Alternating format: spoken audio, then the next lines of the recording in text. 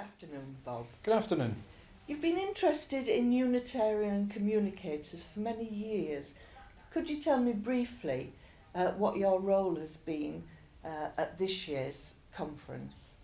Well, this year we needed to have a word with our colleagues who were interested in Thought for Today, the technicalities of doing such a task. Everyone thinks it's just sit behind a mic and speak. Well, there's more to it than that, as we've learned. We need to know the rules and regulations of broadcasting. We need to be very content in our own minds of what we've written, and so does the Broadcasting Authority. They also have to go ahead and set out a strict 2-minute thought for today and have it in such a manner that they will accept it. After doing that, then we're on the road. But once they get into studios, there's also the techniques of speaking to a mic. There's also the techniques of how you would sit, not to be fumbling with paper, and not to be kicking bookboards. And that is one of the most important things. And something else that I was taught very early on was, for goodness sake, don't have a drink of coffee before you get into a studio. And never, ever take a drink of liquid into a studio. That is not on. A studio is sacrosanct for recording, and no liquid should be involved.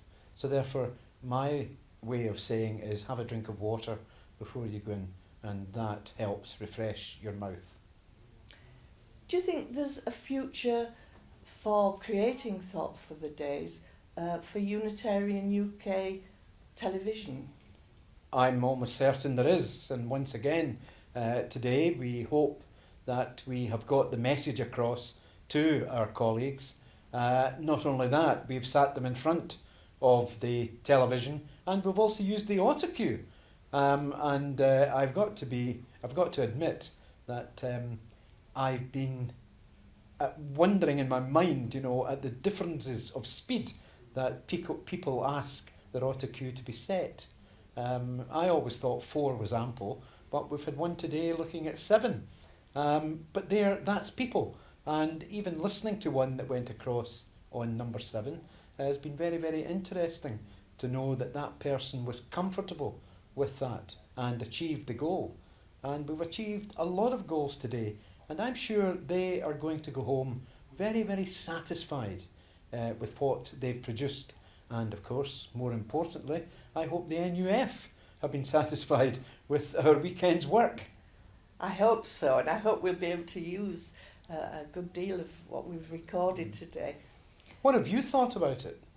I thought it was excellent.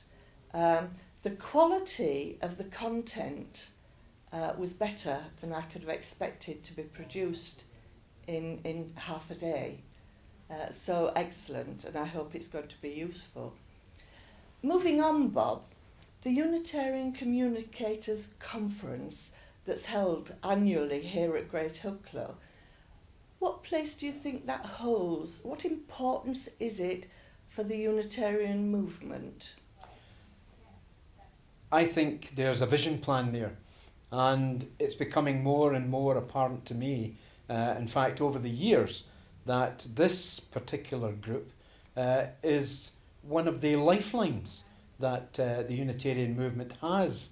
And I only hope that in the very near future they waken up to the talents and the technical knowledge that exists within the movement, and especially within this group.